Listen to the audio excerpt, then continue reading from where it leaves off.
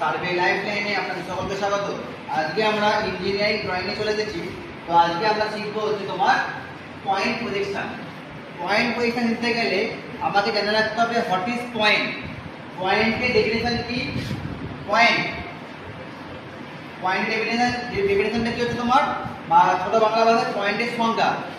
Circle with zero radius, মানে হচ্ছে তোমার একটা বিন্দু হচ্ছে তোমার একটা বৃত্তের জিরো রেডিয়াস, সেটাকে বলা হচ্ছে তোমাদের পয়েন্ট। Circle with